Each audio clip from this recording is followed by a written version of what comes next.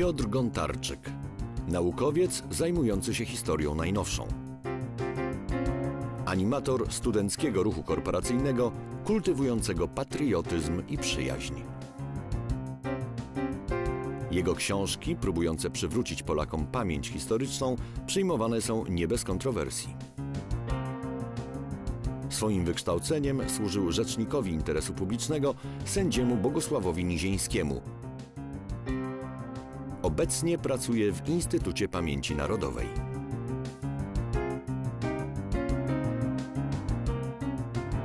Dzień dobry Państwu. Moim gościem jest pan Piotr Gontarczyk. Dzień dobry. Historyk, autor książki PPR – Droga do władzy. Książka ta powiedziała mi to, co właściwie zawsze myślałem, ale nigdy nie, tak namacalnie tego nie poczułem. Nie miałem tego w ręku tak blisko. O czym jest ta książka? Może pan to własnymi słowy powie.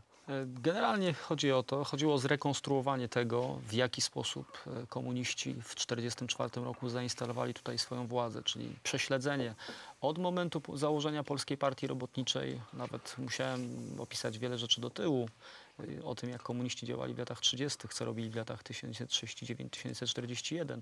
No i potem już historię PPR-u od założenia tej partii przez Józefa Stalina do tego momentu mniej więcej, w którym oni już zaczęli instalować swoją władzę w Polsce. Z książki pana wynika, że to nie był proces typu ukończenie heglowskie. O Heglu tam w ogóle nie mam mowy. Był to proces no właściwie kryminalny. To znaczy materiał ludzki, który budował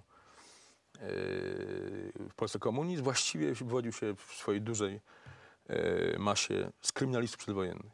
Jest to obraz bardzo daleki od tego, czym epatowano społeczeństwo polskie przez ostatnie kilkadziesiąt lat. Na górze to jest nawet kilkadziesiąt osób, później ta grupa jest większa, może kilkaset ideowych komunistów, którzy tutaj przylecieli na spadochronach. Generalnie jest ta grupa inicjatywna PPR i zakładali tą partię na polecenie Sowietów i reprezentowali tylko i wyłącznie interesy sowieckie. Natomiast tutaj w Polsce ruch komunistyczny był marginesem. Poniósł jeszcze bardzo dotkliwe straty na skutek polityki hitlerowców, w związku z czym tak naprawdę tej komunistycznej partii nie było za bardzo z kogo robić, a już szczególnie partyzantki, więc brano kogo się da. Wręcz stwierdziłem istnienie w szeregach Gwardii Ludowej i Armii Ludowej kilkunastu, może więcej nawet, przedwojennych grup przestępczych. To całe ekipy koniokradów, bandytów przedwojennych, złodziei po prostu byli brani do partii bez żadnych jakichkolwiek oporów moralnych. Póki realizowali interes komunistów, czyli robili zawieruchę, palili dwory, mordowali ziemian, polską elitę, to byli użyteczni i bardzo chętnie brano ich do PPR. Armia Krajowa miała zakaz niszczenia zbrojni oddziałów komunistycznych. I dlatego ci przestępcy bardzo chętnie uciekali pod barwy Gwardii Ludowej. Jedni i drudzy mieli z tego bardzo oczywiste korzyści. Komuniści w ten sposób zwiększali anarchię na prowincji. No, poza tym kierownictwo partyjne miało bardzo wyraźną korzyść w postaci dochodów dużych przynoszonych przez te oddziały bandyckie. Zresztą kierownictwo PPR samo zajmowało się nocnymi akcjami na sklepy, na banki. To była normalna działalność najwyższych funkcjonariuszy partyjnej. Towarzystwo po prostu żyło z bandytyzmu. Te oddziały Gwardii Ludowej przynosiły im bardzo konkretne zyski w postaci pierścionków, obrączek. Zachowały się po prostu rachunki. A bandyci lokalni mieli w ten sposób w jakimś sensie gwarantowaną bezkarność, bo oddziały AK, prawda, nie ruszały komunistów. Dobrze, a ich los późniejszy jaki był? Tacy bandyci oni stawali się potem towarzyszami w pełni światłymi i marszistami, czy to był element, który potem został wyparty? Te losy są niesłychanie indywidualne. Od takich ludzi, którzy wylądowali na szczytach władzy. Najlepszym przykładem będzie tutaj generał Grzegorz Korczyński, który dopuścił się masowych zbrodni na ludności żydowskiej w czasach okupacji. Po prostu chodził ze swoimi gwardzistami, po prostu mordował ludzi ukrywających się w lasach, Żydów, dla pieniędzy, dla ubrań. To jedna z pierwszoplanowych postaci PPR-u. Prawa ręka towarzysza Gomułki, jedna z najważniejszych osób w aparacie komunistycznym w latach 60., 70. Od takich ludzi do zupełnie małych przestępców, którzy niczym innym nie zajęli się także po wojnie. Mieli krótkie epizody z reguły Ludowym Wojsku Polskim i z powrotem trafiali za przestępstwa kryminalne do więzień. Kilkaset już znalazłem wyroków bardzo różnych na komunistów powojennych i są tam napady, rabunki, morderstwa. To po prostu ten element po prostu wrócił do starego zajęcia. Kolejny mit tu jest jakby w pana rękach jakby traci sens. To znaczy ten mit, że Żydów mordowała narodowa partyzantka. Tymczasem o wiele więcej zdaje się tych danych jest w sprawie mordów ze strony komunistów. Jeżeli chodzi o partyzantkę narodową, o której pan mówi, głównie Narodowe Siły Zbrojne, zdarzały się jakieś incydenty opisane przez historyków, gdzie no, ginęli Żydzi z rąk NSZ-u, ale to są takie przypadki, kiedy no, dochodziło do złapania po prostu przestępców no, kryminalnych, po prostu, taki jak słynny oddział Gwardii Ludowej imienia Waryńskiego zniszczony przez NSZ, pierwszy oddział komunistyczny 22 lipca 1943 roku. Ta akcja nie miała w ogóle podtekstu etnicznego. To po prostu była dotkliwa grupa rabunkowa, która dopuściła się wielu zabójstw na mieszkańcach Opoczyńskiego i po prostu dlatego została rozbita. Nie ma żadnych poważnych dowodów na temat tego, jakby partyzantka narodowa mordowała Żydów. Natomiast można bez większych problemów udokumentować co najmniej kilkaset ofiar żydowskich ze strony partyzantki komunistycznej. To same działalność generała Korczyńskiego pochłonęła ponad 100 ofiar, a takich wataszków było więcej. I znalazłem również dowody na to, że te zbrodnie komunistów były po wojnie przypisywane w czasie procesów oskarżonym dowódcom oddziałów Narodowych Sił Zbrojnych.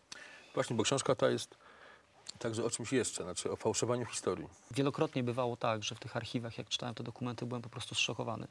Wydawało mi się już po którymś tam razie kolejnym, jak znajdowałem kolejne opisy tego, czym się zajmowała partyzantka komunistyczna i co ci towarzysze tak naprawdę robili, wydawało mi się, że już nic mnie nie jest w stanie zaskoczyć. Ja byłem zaskakiwany po raz kolejny. I jak napisałem tę książkę, to tak głęboko się zastanowiłem, przecież jak to ktoś przeczyta, to nie uwierzy. To pierwsza sprawa. A druga sprawa, no pisano wiele historii PPR-u, partyzantki komunistycznej, no to tak, no to po co zajmować się tym tematem od nowa, tak? No jeżeli ja piszę, że coś jest kompletnie, dokładnie odwrotnie niż wszyscy, którzy pisali do tej pory, tak, to muszę w jakiejś mierze odnieść się do tych poprzedniej literatury. Więc tak naprawdę to są dwie książki. Pierwsza to jest ta fabuła, w której ja opisuję działalność Polskiej Partii Robotniczej, partyzantki komunistycznej, a druga książka to jest w przypisach, gdzie ja pokazuję, staram się przynajmniej, pokazuję mechanizmy fałszowania tej historii, na jakiej podstawie jakich dokumentów, jak historycy w czasach PRL-u, jakie sensacyjne wnioski wyciągali, jak staram się pokazać kuchnię fałszerstwa. No na przykład? Chociażby pierwsza odezwa programowa Polskiej Partii Robotniczej, która ukazywała się i w latach 50. i w latach 80. sfałszowana. Wycinano z dokumentów PPR-u programowych te fragmenty, które z punktu widzenia ideologii komunistycznej czy interesów władców PRL-u były niewygodne.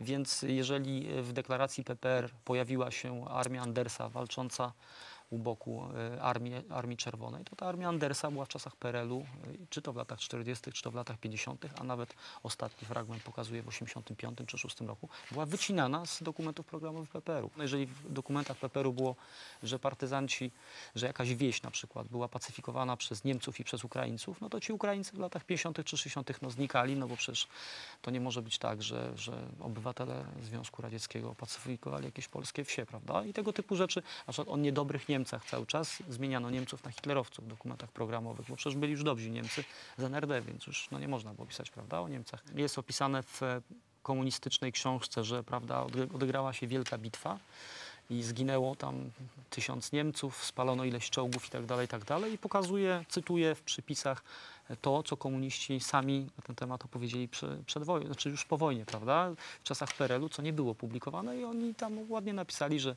pojawili się jacyś Mongołowie, ale towarzystwo generalnie było pijane, dowództwo i jak się pojawili ci Mongołowie, to wszyscy uciekli. Żadnej bitwy nie było. No i staram się pokazać. To jest pod Gruszką bitwa, tak? Tak jest, to jest bitwa pod Gruszką. Pokazać nie tylko te wydarzenia, które rzeczywiście miały miejsce, ale również odnieść się do tego, jak to fałszowano. Staram się tą kuchnię pokazać.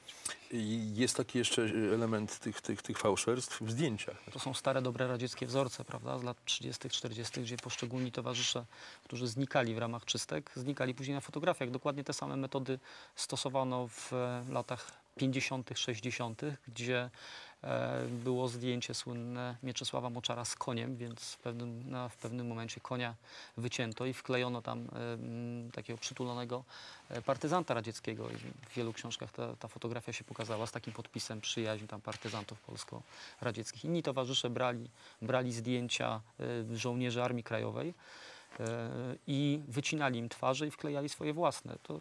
To są normalne metody preparowania zdjęć w czasach PRL-u.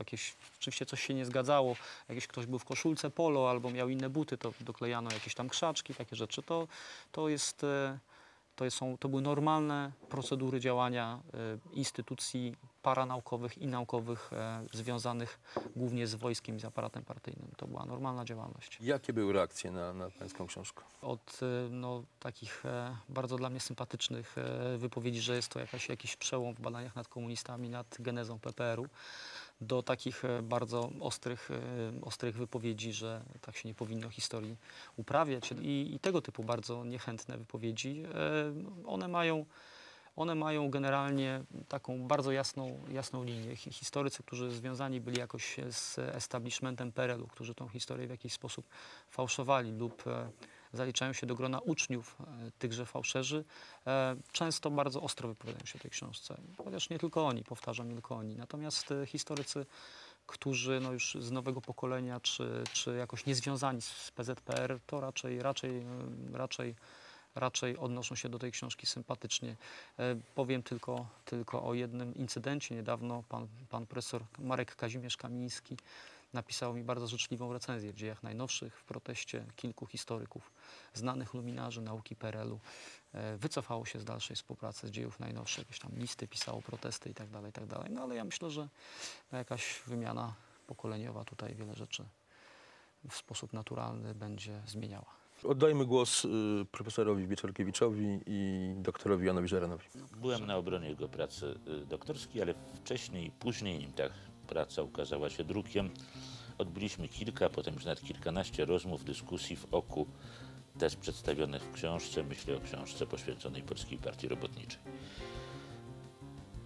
Byłem zadziwiony dojrzałością warsztatową, umiejętnością poruszania się w gąszczu piekielnie trudnych źródeł, bardzo często sfalsyfikowanych i sfałszowanych, wytworzonych przez aparat komunistyczny. Byłem zdumiony, jak Gontarczyk potrafi się w tym gąszczu biegle poruszać. Dlatego po wysłuchaniu tej obrony, po przeczytaniu tej książki jeszcze w maszynopisie doszedłem do wniosku, który podtrzymuję, będę go podtrzymywał, że należy do najciekawszych, najwybitniejszych historyków swojego pokolenia. Wielką zasługą tej pracy, właściwie ona swoistym majstersztykiem z tego powodu, jest to, że Gontarczyk demaskuje machinacje komunistów w okresie wojny, zbrodnicze machinacje, dodajmy, na podstawie ich własnych archiwaliów.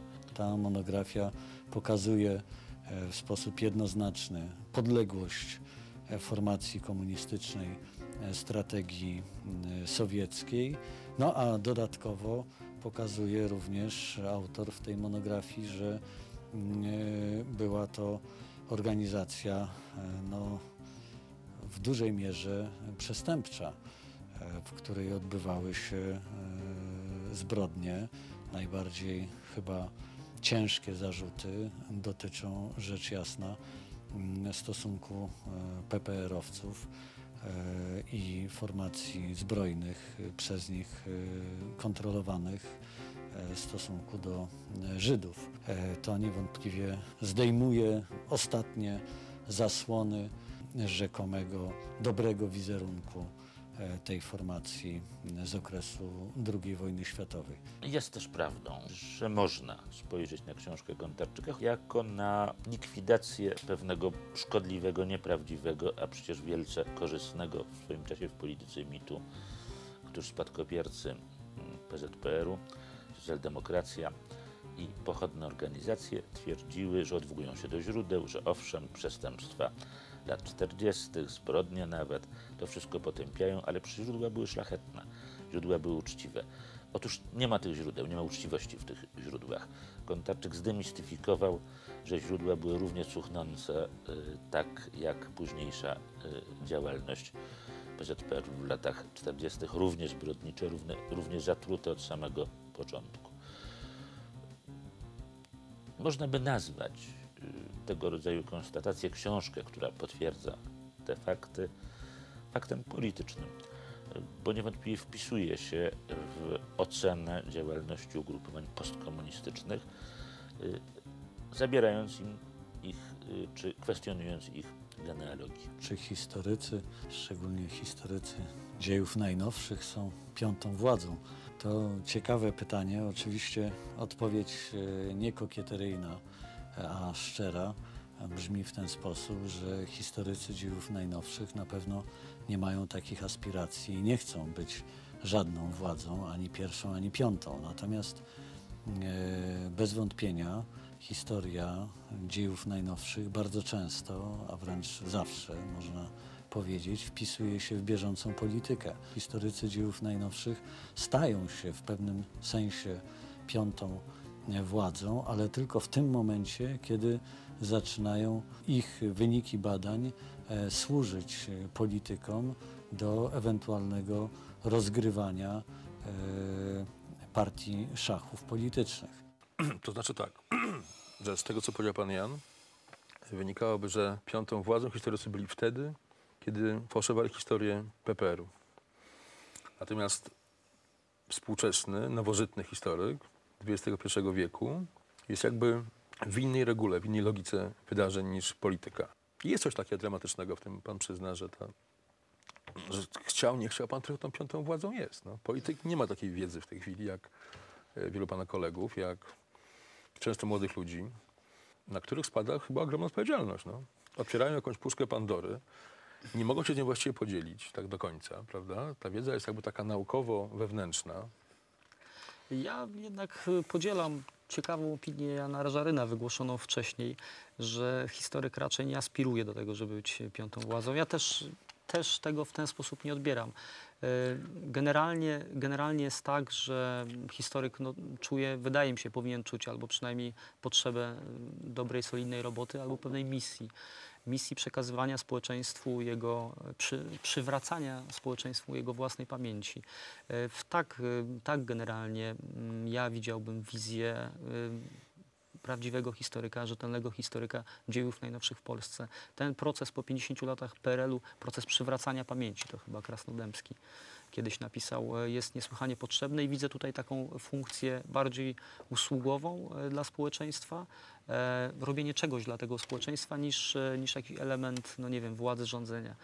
Natomiast jest to, o czym pan mówi, że te dokumenty dotyczą osób żyjących, często osób, te, które znajdują się chociażby w Instytucie Pamięci Narodowej, te, po które historycy sięgają, pisząc o latach 60. czy 70., jest ta duża odpowiedzialność i to się czuje, że to nie jest tylko martwa historia, tylko historia niesłychanie związana z tym, co się dzieje dzisiaj na scenie politycznej i to ma swoje i pozytywy, ale ogromną liczbę negatywów. Te afery i różne kłótnie i pretensje wybuchające, pretensje w stosunku do historyków w związku z publikowaniem jakichś konkretnych dokumentów kolejnych z archiwów IPN-u są chyba tego najlepszym dowodem. A ta wiedza tych młodych historyków, czy ona czasem ich nie przerasta momentami? Czy to nie jest tak, że odpowiedzialność za tą wiedzę staje się nagle przytłaczająca?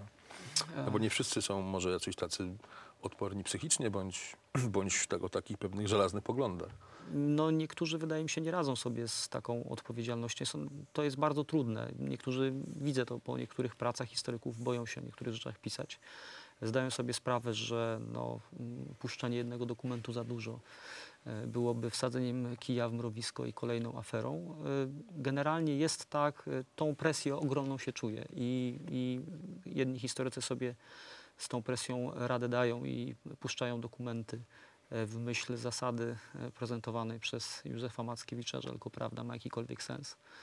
Ale są tacy, którzy się tych dokumentów boją i piszą naokoło ostrożnie lub uciekają od niebezpiecznych lub takich ryzykownych tematów. Tak, bo pański zawód ma takie zastosowanie podwójne jakby teraz w czasie współczesnym, bo jest oczywiście przywracanie pamięci i to jest bardzo ważne, ale również ten zawód jest okazał się niezbędny do weryfikowania działań sądu lustracyjnego chociażby. Jest to działalność już w samym sednie, w środku demokracji. Zabierałem głos wielokrotnie w sprawach publicznych związanych z lustracją i pracowałem w Biurze Rzecznika Interesu Publicznego, z tym, że to była też, wydaje mi się, taka funkcja stricte usługowa, bo moja praca polegała na szukaniu dokumentów archiwalnych, oceniał je potem sąd. Czyli tutaj moja rola była takiego, no tak to określę może nieładnie, ale jednak kolokwialnie, ale jednak chyba celnie, takiego psa gończego, który ma za zadanie, jeżeli znajdzie się jakiś trop w archiwach, jakieś dokumenty, o których pan sędzia Bogusław Niziński wie, no to praca moja polegała na tym, żeby znaleźć ich jak najwięcej i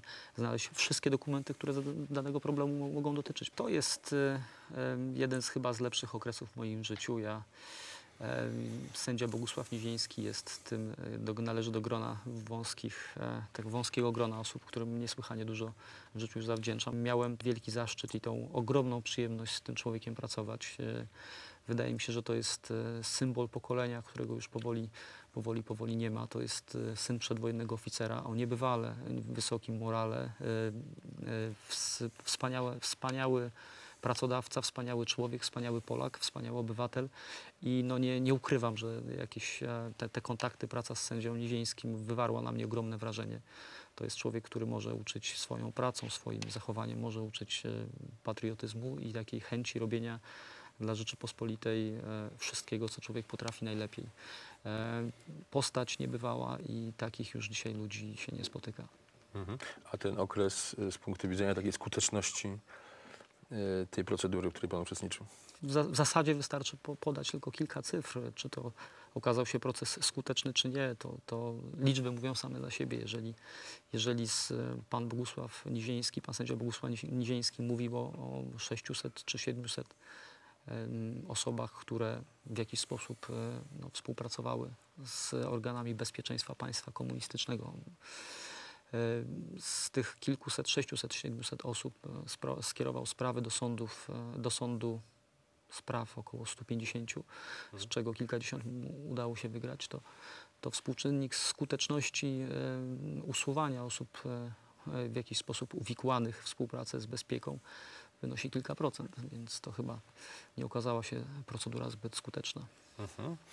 Poprośmy jeszcze o głos pana Jana Żaryna i pana Wieczorkiewicza. Piotra poznałem, o ile dobrze pamiętam, kilka lat temu. Być może to jeszcze był wiek XX, ale być może już XXI.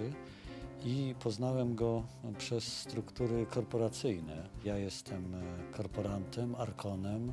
Geneza tej formacji studenckiej sięga oczywiście Adama Mickiewicza i czasów filomatów i filaretów. To jest takie środowisko studenckie, męskie, które tworzy się na terenie wyższej uczelni i które zaprzysięga sobie przyjaźń na całe życie.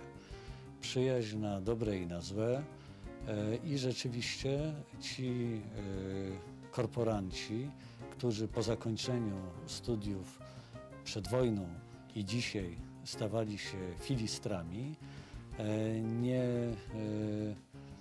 kończyli wspólnego życiorysu, a wręcz odwrotnie, do dzisiejszego dnia spotykają się ze sobą i stanowią krąg przyjacielski. Gontarczyk nie ma wielu przyjaciół, a bardzo wielu krytyków.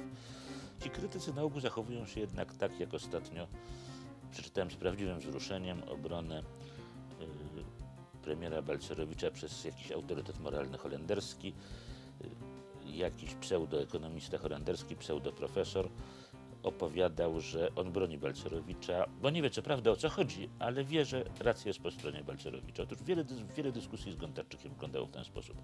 Ludzie, którzy nie mieli w ręku jego książek, ludzie, którzy nie bardzo wiedzieli, co napisał i o czym napisał, atakowali go, bo wiedzieli, że racja nie leży po jego stronie.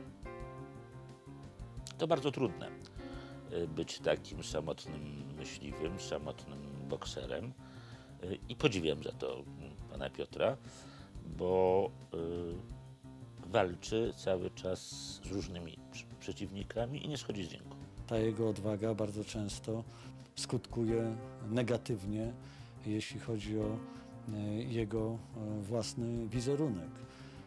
On jest postrzegany przez to jako wróg, którego należy zwalczać wszelkimi dostępnymi i moim zdaniem od strony etycznej niedostępnymi środkami. No, przykład z ostatnich miesięcy, gdy opublikował dokument dotyczący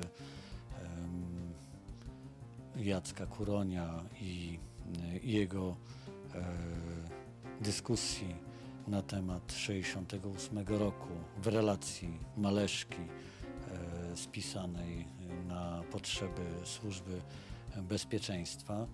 Gdy atak się rozpoczął na Piotra po tej publikacji, sięgnięto wówczas po argumenty poniżej pasa, nawet nie warto przypominać publicznie.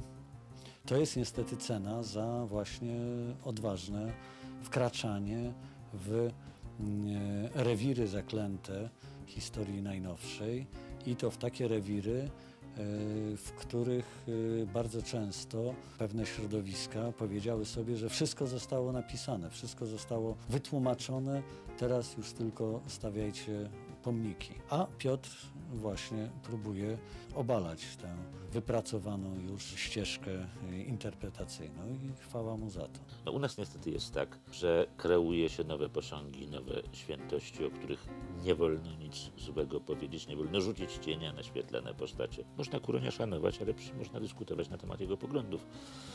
I Gontarczyk nie zrobił nic innego, jak dodał swoje 3 ciekawe grosze do tej dyskusji.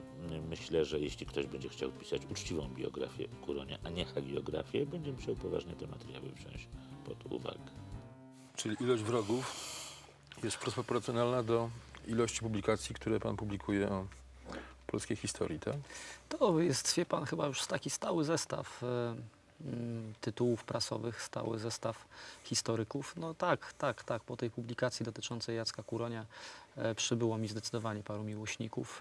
Pan Seweryn Blumstein przerobił moje nazwisko z Gontarczyka na Gontarza, taki komunistyczny publicysta w marcu 68. Nazwał mnie przy tym jeszcze Pentakiem. W podobnym duchu i na podobnym poziomie intelektualnym wypowiadał się również profesor Karol Modzelewski i jeszcze kilka innych osób. No to jest ta normalna cena za to. To jest ten sam zresztą, który zresztą proponował odebranie doktoratu Sławkowi Cęckiewiczowi, tak? To zdaje się wielki historiograf Jacek Żakowski proponował, zdaje się, z tego co mogę się mylić, ale wydaje mi się, że Jacek Żakowski. Znaczy była to rozmowa tych dwóch panów, widać się to padło w tym Tak. Ja, to są takie chyba drobne psikusy, które są jakąś ceną za to, że jednak będzie się publikować prawdę i tyle. Tak, to jest cena za bezbronność tego środowiska zresztą, prawda? Bo to jest taka sytuacja, że to jest ich cena za bezbronność. No, oni są niesłychanie wpływowi i to, że to są wystąpienia medialne, tego typu ostre, to jest początek problemów. Jeszcze druga jakby jest płaszczyzna gry, czyli ta gry podwodnej, gdzie się wszelkimi metodami podjudza historyków, żeby pisali, własnych historyków, swoich takich w cudzysłowie, żeby pisali ostre recenzje, w których przychodzi się do profesorów, jeden zacny profesor do drugiego, żeby go wyrzucił, jakiegoś człowieka pozbawił go możliwości pisania doktoratu, żeby mu nazywając to kolokwialnie, spuścić książkę jakimiś negatywnymi recenzjami itd. To jest to zewnętrzne, ten sztafaż, który widać. Jest jeszcze ten drugi element gry, w którym w tym podwodnym świecie dokucza się wszelkimi metodami, próbuje się kogoś wyrzucić z pracy. Profesor Karol Modzelewski takich argumentów używał, żeby mnie jednak wyrzucić z pracy. Napisał to dosyć oględnie tak naokoło w jednym z artykułów z Gazety Wyborczej, że jeżeli ja tam pracuję gdzieś w jakimś miejscu, no to jest to miejsce niewiarygodne, prawda, od strony naukowej lub jakiejkolwiek innej, czyli czytaj, wyrzucicie Gontarczyka, będzie lepiej. A czy nie jest tak, że pański taki jakby twardy kręgosłup w tych potyczkach, to nie jest zasługa właśnie tych korporacji, z których się pan wywodzi? To jest element, jest jakiś element życiorysu bardzo istotny, który odegrał w moim życiu bardzo istotną rolę. Jestem filistrem korporacji Respublika. To jest korporacja założona w 1922 roku i to jest takie grono przyjaciół. Te korporacje uczą takiej postawy obywatelskiej, uczą patriotyzmu i to wpajali nas jeszcze przedwojenni korporanci, których jeszcze mieliśmy zaszczyt poznawać ostatnich wspaniałych w latach 90.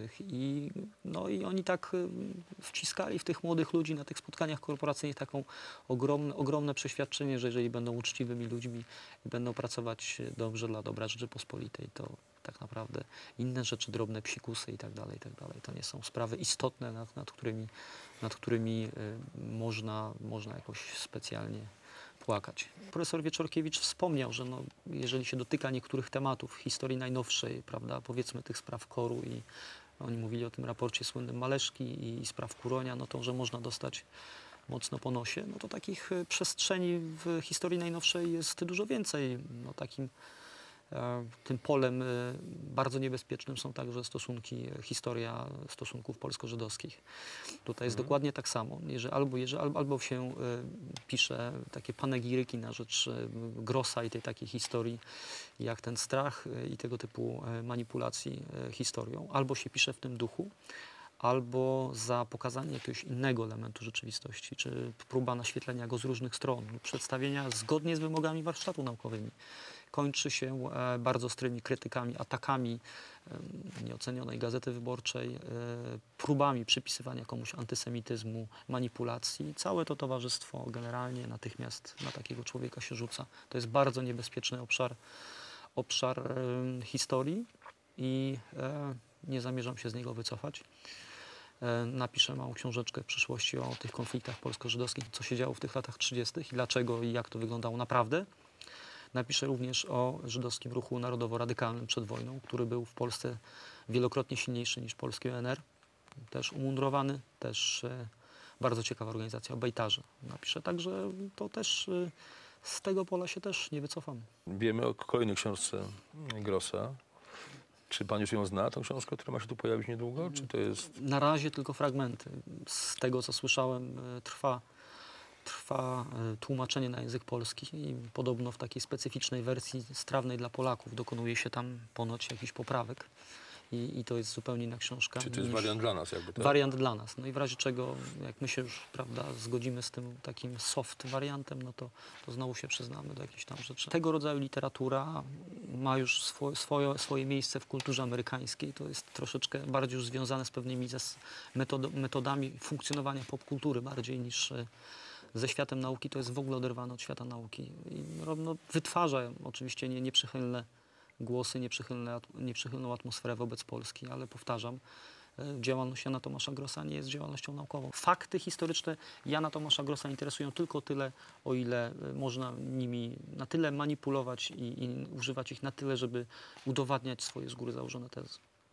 Poproszę ponownie o głos pana przyjaciół. Piotr stał się ważną postacią publiczną w okresie, gdy rozpoczął i następnie kontynuował pracę w RIP-ie u Rzecznika Interesu Publicznego, przy czym olbrzymi autorytet sędziego Nizińskiego spowodował, że ci młodsi i starsi historycy, którzy tam się znaleźli, automatycznie weszli do elity historyków. Z tego okresu pewnym szczytowym, jak myślę, osiągnięciem Piotra jest jego publikacja Święty. I znowu wszedł tutaj Piotr w bardzo trudny rewir i niebezpieczny. Nie każdy historyk byłby w stanie podjąć takie wyzwanie, a książka pod tytułem Święty, przypomnijmy, była poświęcona Marianowi Jurczykowi, postaci bardzo znanej, człowiekowi, który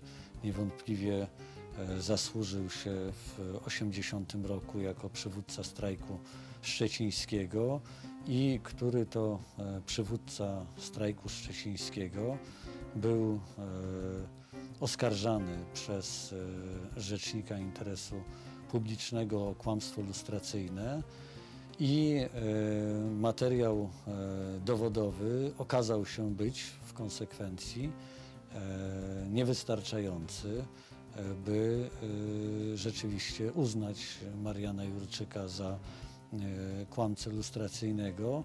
Niemniej Gdy czyta się książkę Piotra Gontarczyka, historyk, nie ma wątpliwości, iż pan Marian Jurczyk był tajnym współpracownikiem Służby Bezpieczeństwa. Sprawa ustawy lustracyjnej nie jest taka zupełnie prosta, bo jest to wielki dylemat, czy i jak i co należy podawać do opinii publicznej, co można, czego nie można. W Rosji postsowieckiej odbywa się to bardzo prosto, przychodzi się do archiwów i dostaje się zaczernione odpowiednie strony. To jest to amerykański system kamuflowania niektórych danych. Ja jestem zwolennikiem otwarcia archiwów do końca, bo myślę, że bez tego zawsze będą się czaiły jakieś znaki zapytania. I tak one się będą czaiły, bo pamiętajmy, że te archiwa są daleko niekompletne. Ale nie dokompletujmy ich dalej, nie prowadźmy jakiejkolwiek najbardziej szczytnej wewnętrznej cenzury.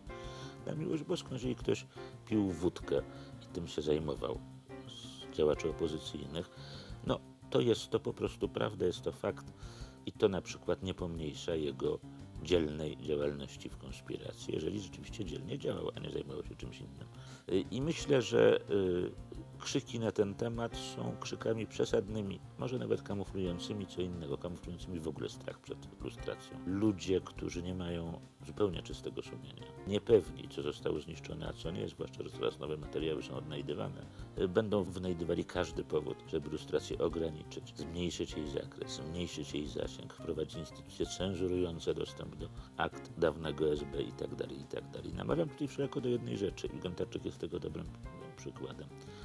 Do powściągliwości w wyciąganiu jednoznacznych wniosków z akt esbeckich. Tak rzeczywiście jest. Jeśli coś zostało zapisane jednostronnie przez oficera SB, to jest to jego pogląd, jego pomysł, jego zapis. Nie musi to być odzwierciedlenie tego, co rzeczywiście się wydarzyło. Może być to opinia przerysowana, przejaskrawiona, ale na Boga od tego jesteśmy historykami, od tego jesteśmy ci, którzy czytają takie materiały i dokumenty inteligentnymi ludźmi, żebyśmy potrafili to zrozumieć i pamiętać o tym.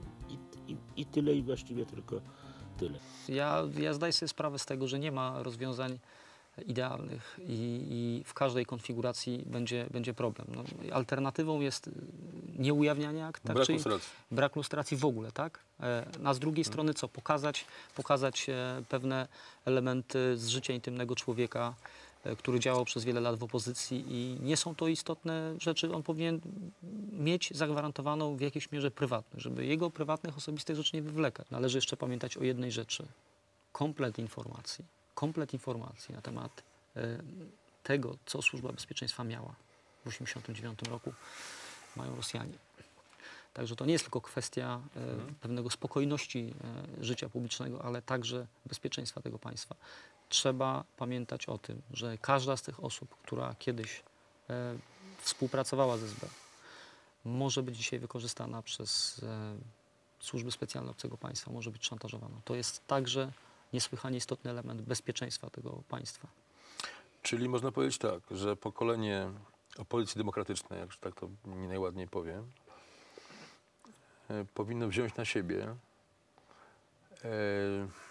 ten krzyż ujawnienia własnych teczek, po to by pokolenie 30-latków, 25-latków mogło żyć w normalnym kraju, tak?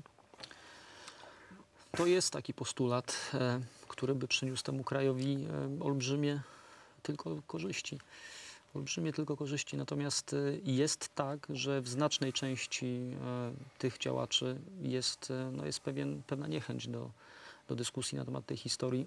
Słynna dyskusja, w której uczestniczył Antoni Dudek i jeszcze kilku działaczy opozycji, w których pojawiały się słowa obraźliwe, wulgarne pod adresem historyków, świadczy, że nie wszyscy ci działacze opozycji taki krzyż chcą wziąć. Nie sądzę, żeby tego rodzaju wypowiedzi czy tego rodzaju zachowania świadczyło o tym, że ci wszyscy działacze opozycji demokratycznej tak naprawdę gotowi są otworzyć te teczki. Panie Piotrze, będzie lustracja? Jeżeli instytucja, w której pracuję, czy ja w ramach obowiązków służbowych dostanę do realizacji jakieś zadania związane z lustracją, to będę starał się je wykonać najlepiej jak potrafię, generalnie przede wszystkim dla dobra Rzeczypospolitej. Czego bardzo panu życzę, a także tych książek, które pan obiecał, które są do napisania. Będę starał się wpisać i na pewno zbyt łatwo tego rodzaju ataki mnie nie zniechęcą. Dziękuję bardzo. Dziękuję Państwu bardzo.